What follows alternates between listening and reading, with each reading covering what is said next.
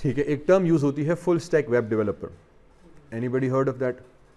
सुना है full stack web developer? ठीक है, basically full stack web developer एक टर्म हम यूज करते हैं जो एसोसिएट होता है वेब डेवलपर्स के साथ ही, लेकिन अब उसको नाम दे दिया गया यार फुल स्टैक है। इसका मतलब बेसिकली ये होता है कि now you are expert in complete web development, now you are aware of all the technologies that are used in internet और in web development. Okay, meaning again ये हुआ कि as a full stack web developer आपको जो उसकी 6-7 major technologies हैं उन सब के बारे में पता है और आप उन सब का इस्तेमाल करते हुए कंप्लीट वेबसाइट इंडिविजुअली बना सकते हो। असल चीज़ ये होती है कि अक्सर ऐसा होता है कि फ्रंट एंड डिज़ाइनर अलग होता है, बैक एंड डिज़ाइनर अलग होता है। ये पहले कॉमनली होते थे कि सर मैं फ्रंट एंड डिज़ाइनर हूँ, मैं CSS का एक्सपर्ट हूँ, मुझे CSS में आखिर चीज़ें सब मैं कर लूँगा, मैंने पूरे 6 महीने CSS पढ़ी है, बहुत अच्छी बात है, लेकिन उसको फिर बैकएंड के सर्वर कोडिंग का नहीं पता होगा क्योंकि उसने CSS पे किया। तो अब जब स्टूडियो में जाते हैं या सॉफ्टवेयर हाउस में जाते हैं तो वो लोग कहते हैं यार हमें डिज़ाइनर चाहिए CSS, तो CSS का बंदा अलग हायर करते हैं। उसका काम होता है वेबसाइट बड़ी ज़बरदस्त खूबसूरत क्विकली डिज़ाइन करके देना। फिर बैकएंड का अलग बंदा बैठा होता है जो PHP से या सर्वर साइड कोडिंग कर रहा होता है Node.js में या जिसमें उन्होंने काम करना है। ठीक है, तो ये 2 बंदे अलग हो गए। आजकल फिर कोई बचत का दौर चल रहा है तो उन्होंने कहा मैं एक ही बंदा दो जो फुल स्टैक हो, जिसमें सब चीज़ें आती हैं। इसीलिए वहाँ से टर्म निकला, कॉमनली इस्तेमाल किया जाता है टेक्नोलॉजी के हवाले से। हम कहते हैं ऐसा बंदा जिसको HTML आती हो, CSS आती हो, जावास्क्रिप्ट आती हो। ये फर्स्ट फेज हुआ। ये 3 चीज़ें आपको एनी हाउ आनी है, no matter what you are, which category you go into. HTML, CSS, JavaScript आना एब्सोल्युटली मस्ट है। इन 3 के बगैर हम वेबसाइट डेवलपमेंट में जा ही नहीं सकते। HTML, CSS के ऊपर मैं अभी आगे और बात करता हूँ। उसके बाद हम आ जाते हैं नेक्स्ट जो लेवल सेकंड फेज आता है कि advance JavaScript. Advance JavaScript again, क्योंकि जावास्क्रिप्ट एक ऐसी लैंग्वेज है आज के दौर में जो कि एब्सोल्युटली अमेजिंग है, जिसने पूरी वेब को ना एक ऐसे अपने गिर्द यूं पकड़ के रखा हुआ है। वजह ये कि एक्सपेंडेबल है, इजी टू यूज़ है, इंप्लीमेंट है, उसमें बहुत सारे फीचर्स हैं और वो साथ साथ फिर उस जावास्क्रिप्ट के एक्चुअली फ्रेमवर्क्स बहुत बन गए, फ्रेमवर्क्स उसके बहुत बन गए। उसी का इस्तेमाल, जावास्क्रिप्ट को इस्तेमाल करते हुए लोगों ने फ्रेमवर्क बना दिया कि आप ये फ्रेमवर्क यूज़ करो, आपकी वेबसाइट आराम से ईजिली बन जाएगी, MVC मॉडल के तहत बन जाएगी या जिस मॉडल के तहत आप करना चाह रहे हो। तो उस वजह से जावास्क्रिप्ट और पावरफुल हो गई है और तकरीबन जितने मेजर प्लेटफॉर्म्स हैं वो जावास्क्रिप्ट को पावरफुली यूज़ कर ही रहे हैं, चाहे फेसबुक हो, ट्विटर हो, इंस्टा हो, वगैरह वगैरह। हर किसी में जावास्क्रिप्ट प्योरली बहुत प्रोमिनेंटली इस्तेमाल हो रही है। किस टेक्नोलॉजी में किस वेब प्रोजेक्ट के ऊपर क्या चीज़ यूज़ हो रही है, मैं इस पर फिर आगे हम बात करेंगे कि यार फेसबुक कौन सी टेक्नोलॉजी यूज़ कर रहा है, कौन कौन सी सिस्टम यूज़ कर रहा है, ट्विटर कौन से कर रहा है, व्हाट्सएप में क्या इस्तेमाल हो रहा है, वगैरह वगैरह। वो फिर हम बाद में आएंगे, पहले थोड़ा क्लियर हो जाए और। ठीक है, तो फर्स्ट फेज में HTML, CSS, JavaScript. Second phase में हम जावास्क्रिप्ट को फोकस रखते हुए इसको एडवांस लेवल पे पढ़ते हैं। थर्ड स्टेप में आ जाता है बूटस्ट्रैप या टेलविंड CSS। ठीक है, बूटस्ट्रैप CSS का एक फ्रेमवर्क है। CSS का, क्योंकि CSS भी कोडिंग है तो उसका उन्होंने एक फ्रेमवर्क बना के रख दिया। फ्रेमवर्क हम कहते हैं कि certain code or a plugin or a library that has predefined structure to it and you follow that structure to create a website. Okay, in terms of मैं CSS अगर बात करूँ तो कि एक आपको आर्किटेक्चर दे देता है, एक कंप्लीट डिज़ाइन पैटर्न मिल जाता है कि यार आपने इस तरीके से काम करना है, उसमें ये चीज़ें, ये सेगमेंट्स, ये पैरामीटर्स आपने रखने और आपकी वेबसाइट कंप्लीट बनना शुरू हो जाएगी। तो बूटस्ट्रैप एक CSS का फ्रेमवर्क है जिसके तहत हम फ्रंट एंड की डिज़ाइनिंग करते हैं। ठीक है, बूटस्ट्रैप के साथ साथ एक और फ्रेमवर्क यूज होता है टेलविंड। टेलविंड CSS उसे कहते हैं। टेलविंड CSS भी एक अलग से ही फ्रेमवर्क है, CSS को इस्तेमाल करता है लेकिन उसने अपनी लाइब्रेरीज बनाई हुई हैं, आप उनका इंप्लीमेंट करके वेबसाइट को डिज़ाइन कर सकते हो। तो क्योंकि फ्रेमवर्क बना हुआ है, हमने सिर्फ selected code of pieces use करने, वेबसाइट डिज़ाइन हो जाती है। टेलविंड करना और भी आसान है अगर हम बिल्डिंग ब्लॉक्स पे काम करें तो, क्योंकि वो फ्रेमवर्क है तो हजरत अंग्रेज ने उसके ब्लॉक्स बना के रख दिए कि आपको हेडर चाहिए, ये ब्लॉक क्या उठा के कॉपी पेस्ट करो। आपको मेन्यू बनाना है, ये रहा कोड पड़ा है, कॉपी पेस्ट करो, मेन्यू बन गया। आपने ब्लॉग पोस्ट बनानी है, ये कोड पड़ा है, उठा के रखो यहाँ पे। आपको इमेज गैलरी चाहिए, ये कोड उठा के रखो यहाँ पे। आपको लेफ्ट मेन्यू चाहिए, फुटर चाहिए, कैरोसेल चाहिए, जो भी ऑब्जेक्ट्स हमारे कंपोनेंट्स आते हैं वेब पेज के अंदर, उसके उन्होंने टेलविंड CSS का इस्तेमाल करते हुए ब्लॉक्स ऑफ कोड बना के रख दिया। हमारा काम ये आंखें बंद करना, बिस्मिल्लाह पढ़ना और कॉपी और पेस्ट मारना। लिटरली 10 मिनट में वेबसाइट बन जाती है। हम आगे करेंगे इसको। ठीक है, तो हम फुल स्टैक डेवलपमेंट में बूटस्ट्रैप भी इंशाल्लाह ताला इरादा है, उसकी भी 1-2 क्लासेस हमारे पास होंगी कि CSS के फ्रेमवर्क को क्यों यूज़ किया जाए, क्योंकि ये एक्सटेंसिवली आजकल हो ही हो रहा है। One of the most popular framework है बूटस्ट्रैप का। ठीक है, उसके बाद टेलविंड CSS, मैंने कहा वो आधे घंटे की कहानी है, क्योंकि उसमें हम कोडिंग लेवल पे इंटरनल नहीं जाते, कॉपी पेस्ट का इस्तेमाल करते हैं। कॉपी पेस्ट ऐसी चीज़ है इसमें वैसे ही माहिर है, तो वो कॉपी पेस्ट करते हुए हम कोड बनाते हैं, लिटरली 10 मिनट में एक अच्छी सी वेबसाइट बन जाती है। उसी पेज को सेव एज करते जाओ, हर डिफरेंट पेज के कंटेंट ब्लॉक्स आप चेंज करते जाओ, तैयार हो गई।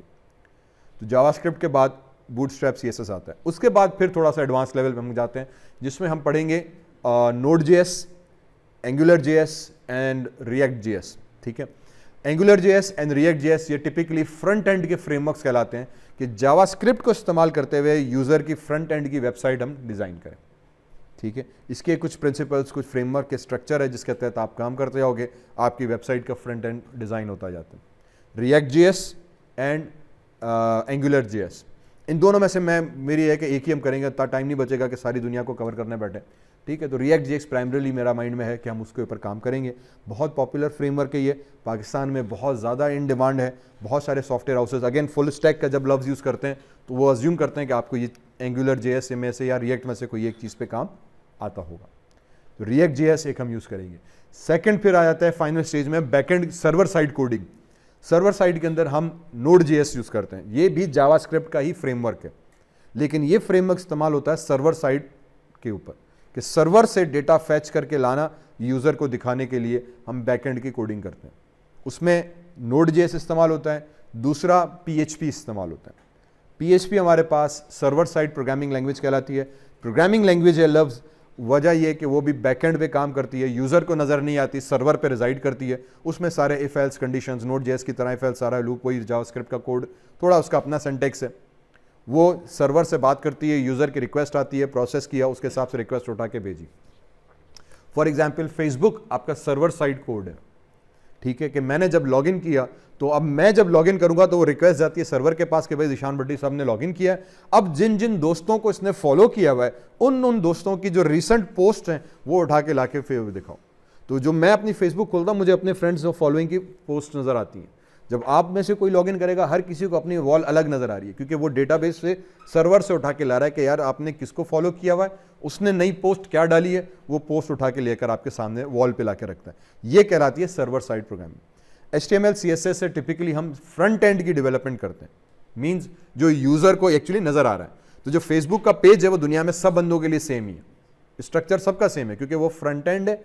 वो डिज़ाइनिंग CSS से एक दफ़ा उन्होंने करके फ्रंट सेट कर दी कि यार ये मेरा फ्रेमवर्क बना फ्रंट एंड का, ये ब्लॉग पोस्ट बनी, यहाँ पे यूज़र्स आ गए, यहाँ पे ये ऑप्शंस आ गए, ऊपर का हेडर आ गया, ये पूरा एक फ्रेमवर्क उन्होंने बना के रख दिया। इसमें अब जो डेटा आ रहा है वो सर्वर से आ रहा है, PHP से। ठीक है, तो फ्रंट एंड आ गई, बैक एंड आ गई। बैक एंड में Node.js यूज होता है जावास्क्रिप्ट का, PHP यूज होता है, और डेटाबेस के लिए Node.js के साथ हम स्पेसिफिकली MongoDB यूज करते हैं। MongoDB का सुना हुआ है? हाँ, MongoDB एक डेटाबेस है, नॉन स्ट्रक्चरल डेटाबेस कहलाती है, नॉन रिलेशनल डेटाबेस। ठीक है, उसका इस्तेमाल होता है Node.js के साथ प्राइमरीली। PHP के साथ हम MySQL का इस्तेमाल करते हैं जो रिलेशनल डेटाबेस कहलाती है। ठीक है, अगर हम Node.js के साथ भी MySQL इस्तेमाल कर सकते हैं, लेकिन ये एक अम्ब्रेला ऐसी बनी हुई है कि अगर हम Node.js कर रहे हैं तो मे बी आप MongoDB करो, फास्टर है, इजीली अंडरस्टैंडेबल है, काम आसान होता है। और MySQL के साथ फिर हम PHP एसोसिएट करते हैं। PHP सर्वर साइड हुई, Node.js सर्वर साइड हुई, डेटाबेस हमारे पास MongoDB या MySQL आ गई। तो ये जो 5-6 टेक्नोलॉजीज हैं मिलाकर पूरी फुल स्टैक डेवलपर बनता है। फ्रंट एंड के लिए HTML, CSS, जावास्क्रिप्ट, बूटस्ट्रैप, ये 4 आपने पढ़ी।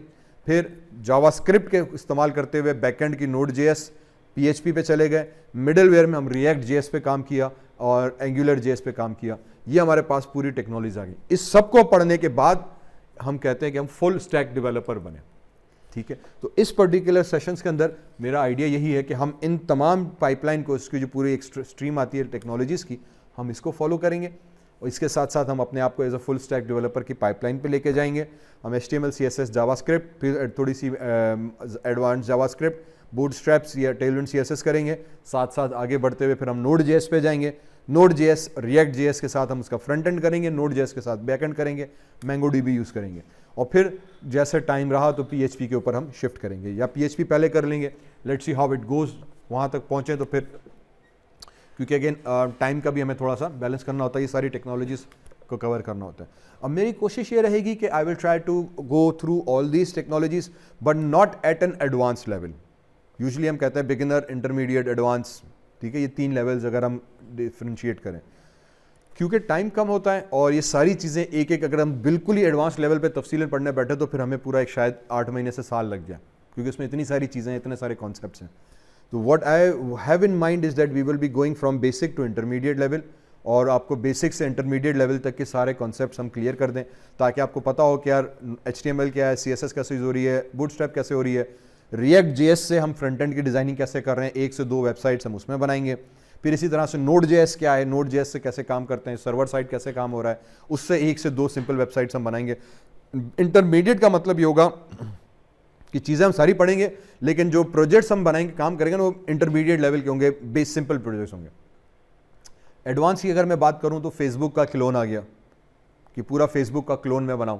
मैं सिंपल बना सकता हूं, हम सिंपल बनाने की कोशिश करेंगे कि आप 1 2 4 यूज़र्स हैं, एक दूसरे को फॉलो कर रहे हैं, मैं एक यूज़र पोस्ट कर रहा है, वो डेटाबेस में एंट्री गई, उसकी न्यू पोस्ट का टैग बना, दूसरा यूज़र लॉगिन किया तो न्यू पोस्ट उठा के वहाँ पे ले आए, तो हम फेसबुक का सिंपल क्लोन बना सकते हैं। सिंपल बनाए। एडवांस का मतलब था कि फिर उसमें सारे लाइक के, डिसलाइक के, कमेंट्स के फीचर्स हम डालें, वला जा रहे हैं, तस्वीरें शेयर करें, बहुत, क्योंकि फेसबुक कॉम्प्लेक्स चीज़ है तो वो फिर कॉम्प्लेक्स हो जाता है, उसमें फिर और टाइम लग जाता है। शॉपिंग एप्लीकेशन बनाए या स्कूल मैनेजमेंट सिस्टम बनाए, कोई कि एक स्कूल है उसमें बच्चे रजिस्टर हो, टीचर रजिस्टर हो, कौन सा सब्जेक्ट पढ़ा रहा है, किस बच्चे की कितनी फीस लग रही है, ये एक सिंपल स्कूल मैनेजमेंट सिस्टम होता है। तो ये PHP के थ्रू आइडिया है कि हम एक सिंपल सा सिस्टम ऐसा मैनेजमेंट बनाएंगे जिसमें डेटाबेस में डेटा राइट करना, डेटाबेस से रीड करना, फॉर्म जनरेट करना, क्यूरी जनरेट करना, टेबल जनरेट करना, रिपोर्ट जनरेट करना, PDF बनाना, ये 5 से 6 मेन ऑपरेशंस हैं जिसके ऊपर हम काम करेंगे। फिर उसको आप एक्सटेंड करने जाओ तो बहुत सारी चीज़ें आ जाती हैं। जैसे अगर हमारा यूनिवर्सिटी का LMS है, आप लॉगिन करते हो, पूरा एक कंप्लीट LMS आ जाता है, उसमें बहुत सारे फीचर्स हैं, रिजल्ट से लेकर classes, virtual classes, assignments, attendance, result, बहुत सारे एस्पेक्ट्स हैं ना, तो वो सारा कवर करना एक पॉसिबल नहीं, उसको पूरे सिस्टम को बनाने में 1.5 साल लग जाता है। ठीक है, तो इसीलिए मैं एडवांस लेवल को डायरेक्टली टच नहीं करेंगे, हम बेसिक पाइपलाइन पढ़ेंगे। फिर यह आपका अपना अलग से एक इम्तिहान होगा कि उसके बाद how much you are willing to extend these projects later on, do your own projects and try to learn more in this particular pipeline। तो ये फुल स्टैक का हम बेसिक कोर्स जो है, बेसिक कोर्स इसीलिए मैं कह रहा हूँ कि we will इंशाल्लाह try to cover all these major aspects with it। साथ साथ बात को ख़त्म करते हुए एक हम और टर्म यूज़ करते हैं, MERN स्टैक डेवलपर, ये शायद सुना होगा। ठीक है, MERN का भी एक हमारे पास यूज़ हो रहा है, MERN, उसके अंदर भी कुछ तरह की टेक्नोलॉजीज HTML CSS से मिलाकर MERN स्टैक डेवलपर्स बनते हैं। ठीक है, तो वो भी अब टर्म काफ़ी फ्लोट हो रहा है, आपको बहुत सारे दोस्तों का नज़र आएगा। इनके स्पेसिफिक कोर्सेज होते हैं, मैं आपको फिर आगे रिसोर्सेज प्रोवाइड करता रहूँगा।